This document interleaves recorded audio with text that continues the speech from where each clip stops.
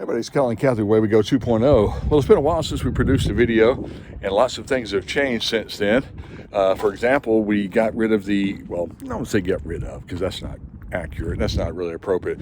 We sold the Airstream Globetrotter, and we bought a 45-foot Thor Tuscany 45 AT tag axle. So we went from one extreme to the other. But anyway, it's a 2015, and there were several maintenance issues with it. Not that it was broke or breaking down or whatever, but the previous owners had just neglected it. And so we, excuse me, air filters, which we're going to do today. Fuel filter I'll do probably next week or something. Oil filter, the oil in it looked like tar. Literally, when it drained out, it was like draining syrup. The oil in the generator wasn't much better, if maybe even a little worse. So other little things, squeaky doors, things that were dangling that shouldn't be dangling. The dishwasher leaked, so instead of repairing it or troubleshooting it or whatever, they just stopped using it and put put stuff in it, storage. So and it was a 10-minute fix. It took me longer to find it than it did to fix it, and so it's just neglect. So we've gotten a lot of that stuff taken care of, and resealed the roof in a couple of spots. But all in all, we're real pleased with it. Just haven't gotten out on the road as much as we want yet. We were camp hosts for 6 months, and so now we're kind of getting ready to get back on the road again. So that's another reason for doing these things. But what I'm going to do today, or I'm going to start the process today, is we're going to change the air filter, because I was afraid that if the oil was that bad, for example, the oil filter on the generator said it was changed in June of 2016, and it is now March of 2022. So there you go. And it had 500 hours on it. So if those things were neglected, along with just everything was neglected, I'm going to assume the air filter was never changed either, and it just good best practice to change it. It could be in good shape still. Coach only has 25,000 miles on it, but more than likely, just like the tires, we had to replace the tires. That was the big ticket item. It was $5,200 to change all 8 tires. I got a great deal through that. You can text me or message me on here, and I'll let you know what we did with that. But anyway, we thought best practice to go ahead and change the air filter as well. So I'm going to start that process today. I looked on YouTube for a video of how to do ours specifically, and there are some that are similar, but none that were exactly like ours. So I'm going to start that process today. Tomorrow we'll get the filter and install it, and hopefully I will not cuss too much. Okay, our engine is a Cummins 450 horsepower turbo diesel. I think it's 6-cylinder, and so, but it is a rear radiator. And if you notice, on a lot of the tag axles, they'll have a side radiator. And that can be good because it can pick up less debris, make it a little easier on your engine to cool itself. But that air blows out. It doesn't get sucked in. So you're not really sucking in dirt, you're blowing out dirt. And I have heard, I didn't hear him personally say it, but I've heard Bob Tiffin, the founder of Tiffin Motorhomes, has even said that he prefers the rear radiator configuration to the side. I don't remember exactly why. I think RV Texas, y'all had a video interview with him, and anyway, he said he preferred the rear radiator. But what because what happens is when you put the radiator over here, you have tremendous access to your motor. I mean, you can change anything and everything, but you lose storage space over here. So back here is where our power reel is. You can see that coming out, and I think a set of batteries, house or chassis, one of the others back here, and so back here in the rear, you don't have access. Now you can change your oil like normal. There's your dipstick, and there's the inlet where you pour it in. And then below that is your where did it go? There. Below that is the where's my finger? That's the transmission fluid. No, wrong. Transmission fluid and then dipstick. My bad. Yellow and red. Anyway, and then right here, just to kind of orient you, that is a diagnostics port. If you are fortunate enough to have the software and equipment to diagnose it, you can do so. And then over here is the airflow not regulator, indicator, I guess. And the reason I'm changing it is, even though it says my filter on here should be good, It's got, I don't know if you can read it, it says, see if I can zoom in a little bit. It says change filter when it gets up to the top, and then push button to reset. So the guys at Freightliner said, you know, if the other stuff has been neglected, that probably has, and so therefore that indicator may not be accurate, or it may be misleading, because yeah, there's air getting through there, but it could also be flowing through a deteriorating air filter, and some of that material can be aspirated into the motor. So it could be, might not be, who knows, but we're going to go ahead and switch that out anyway, and then reset that little indicator there. And then on the filter, we're going to mark the date we replaced it, so that I or whomever owns this coach in a year or two or whatever will know when the filters were replaced. I did that on the generator filter, wrote the date and year of the change, and I did it on the oil filter down below, date and year of change. So we're going to crawl under and get this started. It's going to be a little wonky because it's pretty good space under there actually, and I'm a big boy, but it's you know, it's pretty good space under there. Get you a little rag or towel. Or, ours is a floor mat, entry mat, what do you call it, doormat, that I'm going to be laying on because this gravel's pretty rough on the back. Or you can get some cardboard or something like that. But you know, there's not going to be any debris flowing down like there might be with an oil filter or fuel filter change. So, but get you something to lay on, be comfortable, and you know, some gloves, and then a ratchet set, and an extension, so forth and so on, and a light, because it is getting later in the day, so we're losing our sunlight. I procrastinated until I found out exactly which filter I needed. Then that told me how I needed to disassemble it. So let me go and get you set up under the rig, and we'll get things going. Okay. So crawling under, and there's the underside of it, and you know, you get the chance to familiarize yourself with what's going on. I don't like that because it is that's just a tiny little leak, but that's the oil filter there, and I don't like that. So before I leave, I'm going to snug that up some. We ran it the other day to reset the leveling jacks. We're kind of sinking a little bit in this gravel. This is a newer section to the RV park. Anyway, so this is the filter canister. This is an entire canister. There's some that you can replace just the element from inside. You would, for example, maybe pop this bottom part off and then put a new filter in, and then put the plate back on. But this one here is an entire canister. Let's see if I can get around here. It goes all the way up into there. It tops off right about there, give or take a little bit. Sorry for the focus. So, and then this is a water flow or water drain in case water gets into the filter, which it may. You hope not, but it's exposed to nature. But another thing I discovered the other day is it also collects larger debris, for example, bugs and things like that.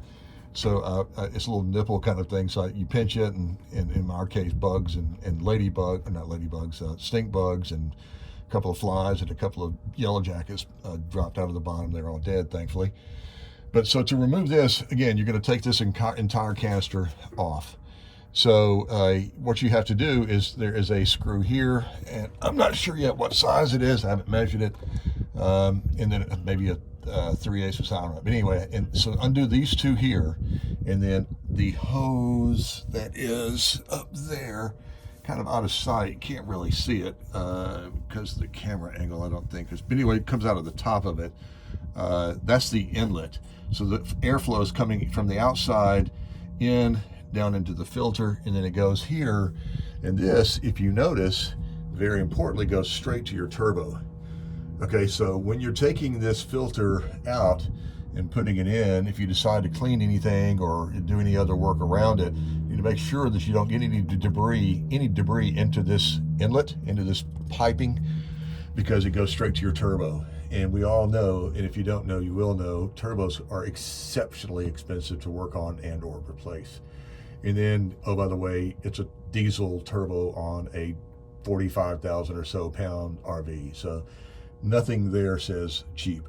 So, so we're going to remove these two and get those brackets loose and pull them to the side. And then there are also two clamps that are right here, and we're just going to pop those off. In fact, well, I'm not going to do it yet, but you can see they just pop off. You know, they're pretty snug, so don't be surprised if it gives you a little trouble. I recommend wearing a pair of gloves, because once you start getting around these kind of things, and I've got some, I had to get some new ones because I dropped my gloves in the oil the other day, so they were garbage. $20 pair of gloves. Anyway, you know, I kind of recommend wear it, because these things, you pop around, a little metal, you know, just take a bite out of you and stuff like that. So just, you know, work smart, not hard. And so we'll do these two first, and then those two clamps, and then we'll go from there. So let me get the tripod set up, and we will see what we can figure out. Okay, I think that gets you a view of everything we're going to work on today. And you got your brackets and the two plugs here, and then up in there is the top of it. Now, from what I understand from a video that I did watch, the only difference in that video and this one, that video, that guy was able to access his filter from the rear because he had a side-mounted radiator, and that makes a big difference when you're doing maintenance. I'm not going to lie to you. You know, you do get the storage, which is something that you need and use all the time, but when you try to start doing maintenance on it, you kind of wish you had that space back there. But be it as it may. So according to what he had, there were no clamps up there on the top. You just have to kind of wedge it in. The Freightliner guy that I did talk to earlier today said that, you know, you're going to want to lube it down with silicone spray or even dish soap or something like that will dissipate. I'm going to probably go with the silicone spray, but even WD-40, something just to kind of lube it up to make it go in there. It's designed to have a snug fit. Obviously, it's just a matter of how snug. So if and when you hear me yelling and screaming and jumping up and down, you'll know that it did not fit the way I wanted. So I've got a small little set of ratchets that I use for small jobs. It's a Husky packet of gear, of tools, ratchets, what are you going to call them? Ratchet and some small sockets and stuff. And I use those on my small jobs like this. You're not, well, I don't know, I might need a deep socket. It's a little deeper than I want. Yeah, perfect fit.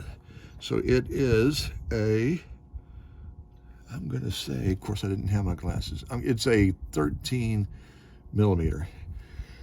May or may not be a metric thing, but this happened to fit perfectly, so I'll take it. Take your victories where you can. Good enough for government work, huh? So I'm going to go ahead and mount this on my extension, which I really don't need, but why not? Yeah, well, it came off. It didn't stick, did it? Anyway, we can get it. So go and undo these fellas here. Get that the other way. And so while we're doing this, yeah, we worked camp hosts for 6 months at the Redstone Arsenal in Alabama RV park. So we were co-camp hosts. There was another camp host there. He had sites 36 to 70. We had 1 to 35.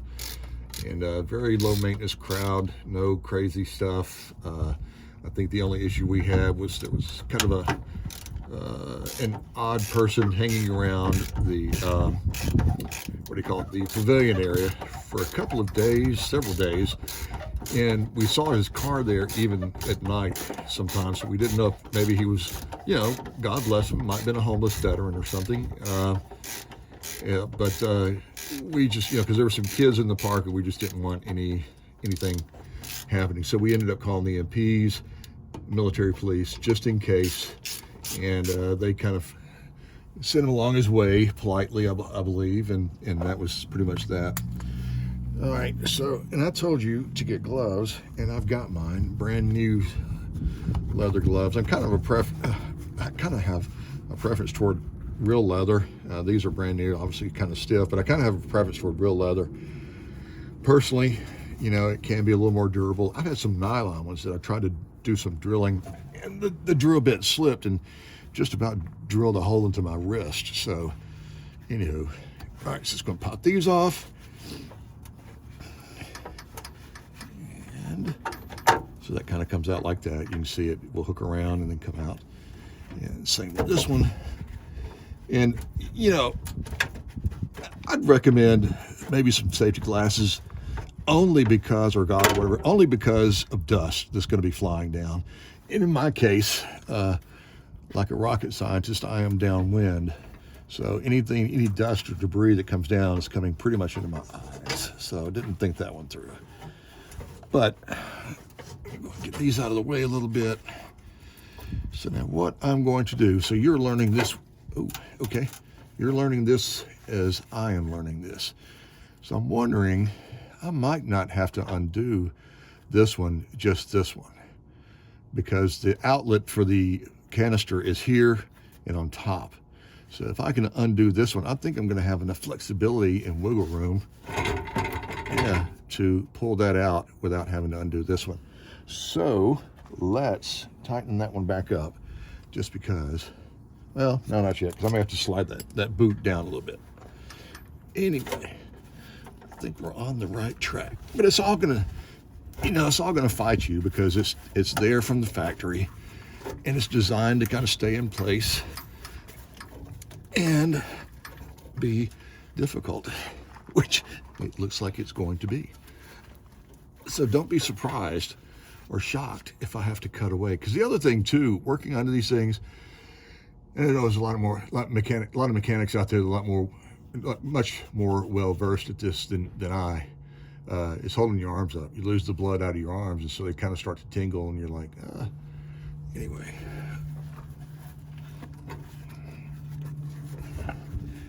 Let's see how we can get this. All right. I think, no, I don't. I thought I might have it out of the top already. I tell you what I'm going to do. I'm going to go ahead and take that. I don't know if I'm going to take it out, because it looks like it's actually spring-loaded, that nut. So I'm not going to take it all the way out over here on this boot. I'm going to take it further out. And maybe get a screwdriver in there to loosen that rubber up also. Okay, it worked for now, I think. It's about as loose as it needs to get.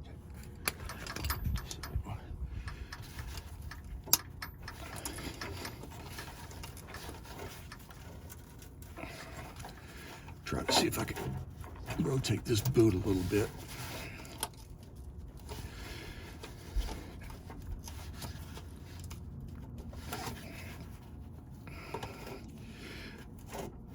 Okay, hold that thought. Okay, so as you can see, there's a little bit of difference between now. I told you I'd knock over the camera.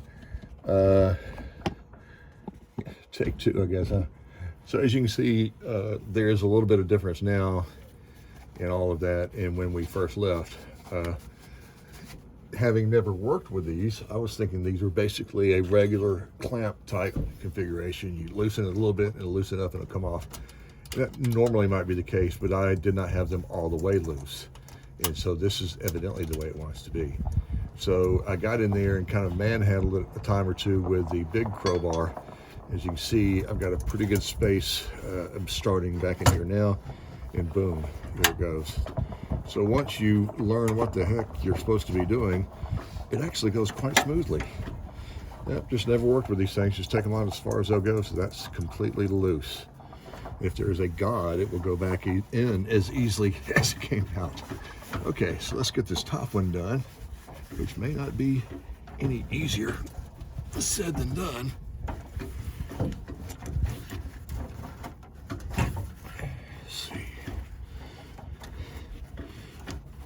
To assume if I can twist it, that will help a lot.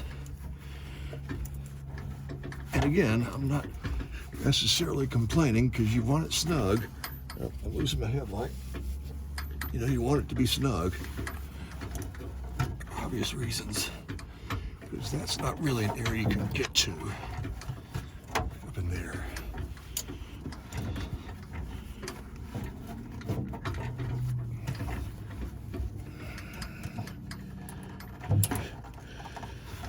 This side opening, I'm going to have to get it around these brackets, because I think that's also this right here. Get around that bracket, because I think that's what's also preventing it from coming down. Yeah. Or at least I'm stretching the hose down. That's a start.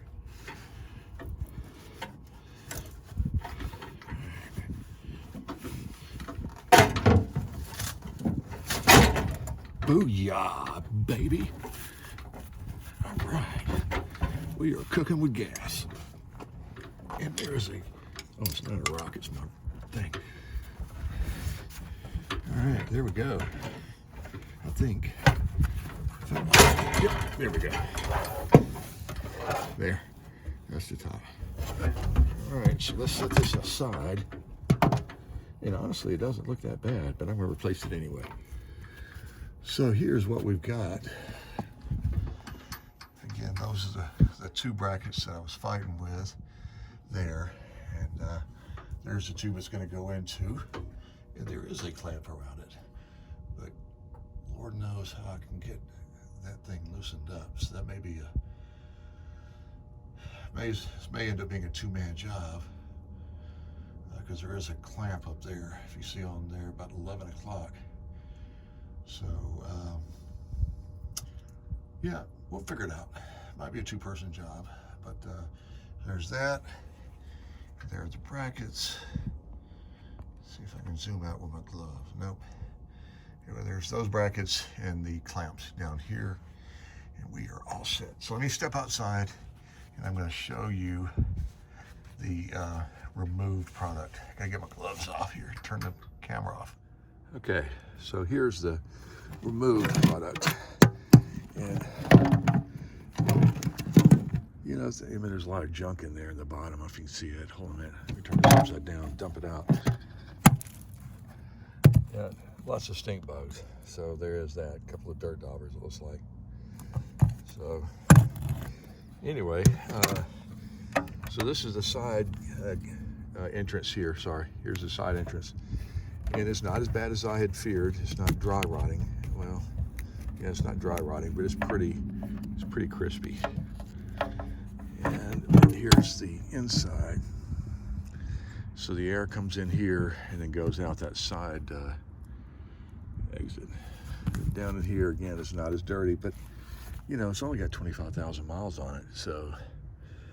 There's that, but you know, I knew it, frankly, I knew it wouldn't be dirty. I'd be shocked if it was actually dirty, but dry rotting was my big concern. So I don't feel bad about changing this out at all. Even if it is a little premature, at least I have, you know, confidence in knowing it's ready to go, or the new one will be good to go. So that's it for right now. I'm gonna sign off for today. We are in Arab, Alabama, what you would normally call Arab, A-R-A-B, but it's pronounced Arab down here. And a small campground here, and we're heading to the Florida Panhandle, then the Carolinas, then California. So that's it. Until tomorrow, we'll catch you down the road. Okay, so today we're looking at it from a little different angle. I'm actually behind the mud flap here, and so this is the top hose. It's really a pipe, not even a tube, I'd say. And you know, so it gives, if you push against it, it's not going to, I'm sorry, camera. If you push against it, it's not going to really put any pressure on the tube to attach to the filter. So what I'm going to have to do is come around from the side over here and try to loosen and tighten that strap. And I'll spray the lubricant. Dirt in the face. I'll spray the lubricant inside there and on the rim of the filter, and then the bottom section goes into here, which I think I told you goes into the, if you remember, goes into the turbocharger. All right, so what I'm going to do is attach the filter down here. Instead of trying to push the filter into the tube, I'm going to attach the filter with the brackets here, mount it, and then try to go from the back side here and pull the tube down onto it, and then tighten the screw there on that strap right there. So that's going to be the plan of action. Of course, every plan is perfect till you set it in motion. So let's see what we can figure out here. All right, so let's go and get our lubricant sprayed on here. It's just a can of silicone lubricant spray I got from Advanced Auto or somebody like that, and a couple bucks, but anyway.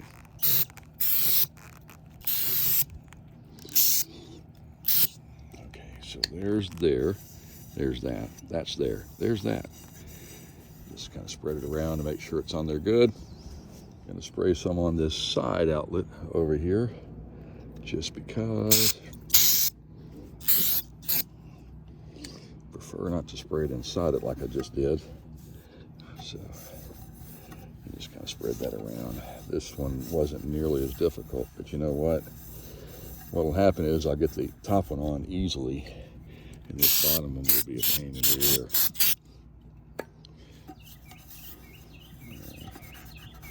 There we go.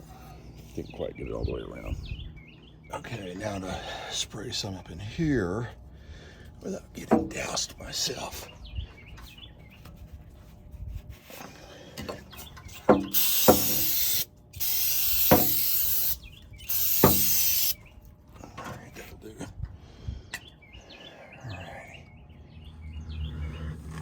Okay, so I got the camera position where I think it'll show a lot of what I'm doing. Unfortunately, it may not show everything, but we shall see what we can figure out here. And we'll get to do a little bit of editing and try to get the best of the best.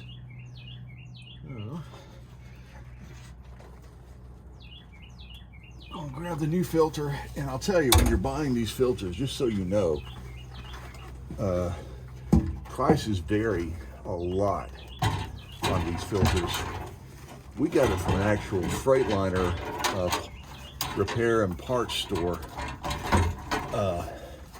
in Huntsville, Alabama, and it was $108 or $110 and change out the door. There are some online that wanted to charge $150 and $160. So Amazon may not be the best place for you to look for this replacement filter. All right, so far so good on that. I really didn't plan to put it in, but I'll take it.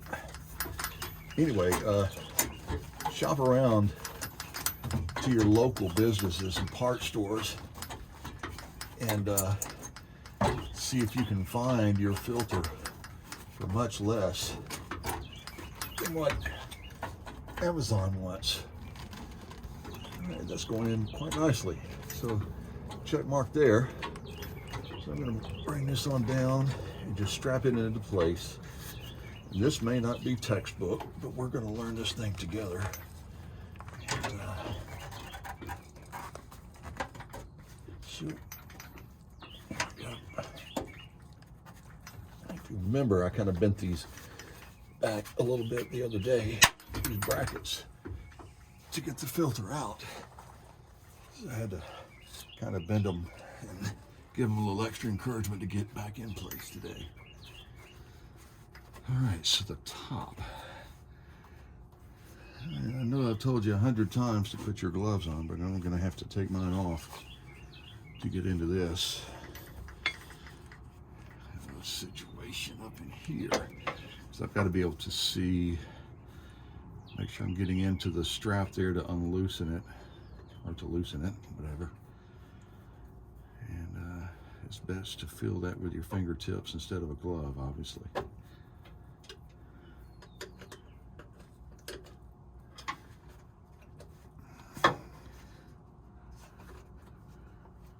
Well, you know what? I just kind of tugged on that tube and it came down fairly easily. So let me see. You know what? You know what? That daggone thing is on. I did not give the hose its fair consideration. There is one side that's not quite on all the way, so I may still, well, let's see. Yeah, it's all the way down on one side and not on the other. And I wonder, I go ahead and strap this other strap on, if it will go ahead and clamp down on there.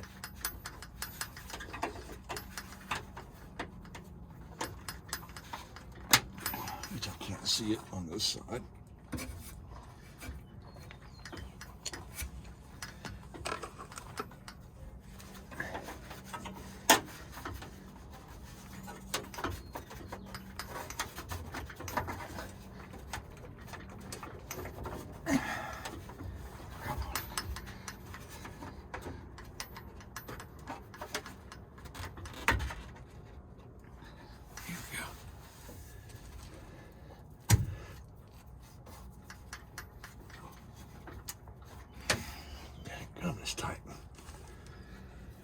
Hold on a minute.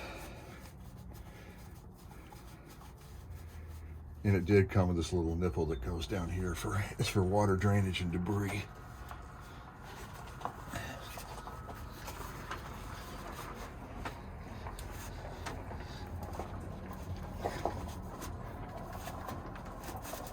There we go. All right, now let's go back up there, minus the glove. Let's see if we can get this thing to come on down.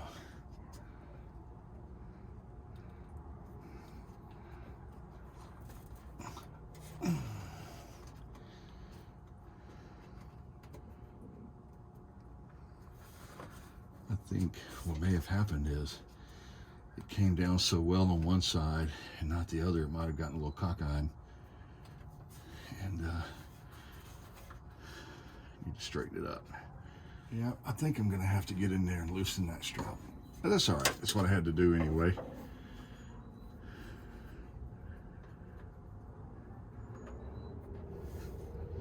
Okay, so what I did, took a little break there. What I did was loosen up the screw. About 3 turns is all I could get, because again, I'm kind of operating it blindly, and that was just enough to loosen it to get it to cooperate. So now I'm just making sure it's even and down. You know, the suction, if any, you know, the suction is going to be pulling it down anyway, so not like anything's going to blow it off, but I want it as tight as I can to keep water and debris out of there, of course. So let's go ahead and tighten that screw back up, and we will be done. No, we won't. No, we won't. Got to tighten those clamps on the other one. See? That's what happens when you get in a rush. Ooh, I'm done. I'm done. No, you're not. Okay. So got that in there. I'm gonna. Where's that little nipple at?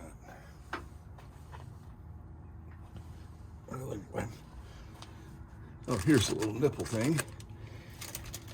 Get it on there, and then we'll tighten, make sure that that connection is secure like it needs to be, and tighten up these 2 brackets here, clamps, whatever, and I think we'll be in business.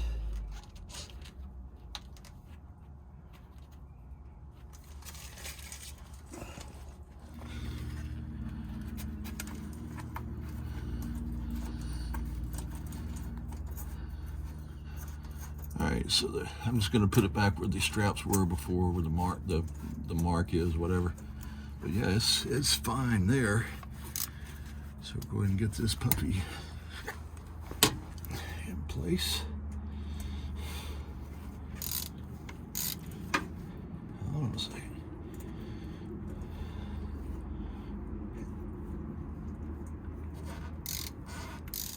And the other thing I'm going to have to remember to do and figure out how to do, there we go, is to go out and reset that little breather gauge.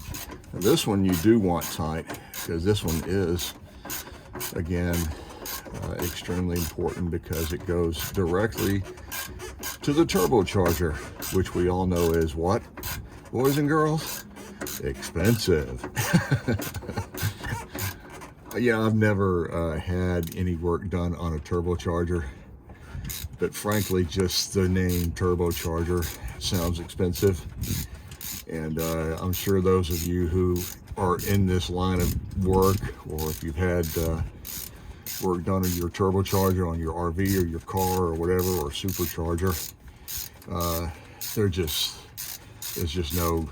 there's nothing funny about issues with a turbo. So don't want to go there. There we go. And so all in all, if I knew what I was doing, like in next year or a couple of years or whenever I change this out again, I will know what I'm doing.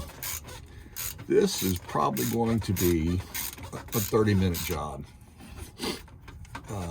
And really, same with the oil change on this and the generator. The generator probably 10 minutes, frankly. Like the oil change people, But for this, probably 30 minutes. And again, once you do the oil on this, it also would probably take about 30 minutes, only because you just have to crawl under here and get your stuff. You know, draining it and refilling it, probably an hour, honestly. But you know, it's well worth it, because considering the money you're saving by doing it yourself. And trust me, I am no mechanic. I have just enough knowledge to be dangerous. So anyway, well, folks, that is it. Oh, nope, it's not it. Got to go change the fix the little gauge thing. Okay, so now I'm gonna come back here and change or reset this little air filter gauge here. Oh, there we go. Look at that. They made it marine proof. I'm a retired Marine. They made it Navy proof, let's put it that way. So I reset it. It's back to 0. Man, I tell you what, don't get any luckier than that. Well, folks, that's it. That's how to change the air filter on a 450 horsepower Cummins with the air filter behind the radiator and from down below. You know, frankly, I'd recommend doing it in the spring or the fall, because if you try this in August, you're gonna be hating life. But other than that, though, really no problems whatsoever. The part came in, it was a day late, but we got the right part, and very pleased. Hey, real quick, I did forget something very important. What did I forget? To mark the date I changed it, which today just so happens to be St. Patty's Day. So 3/17/22. That is just crap. I don't know why I thought it'd be better. But anyway, 3/17/22. 3/17/22. Much better. Hopefully this helps you out, helps you save a lot of money. And it looks like I've got some dirt on the lens. Apologize for that. But hopefully this will save you a lot of money and get your keep your RV up and running. And you take care of it, and it'll take care of you. You guys take care, and we will catch you down the road.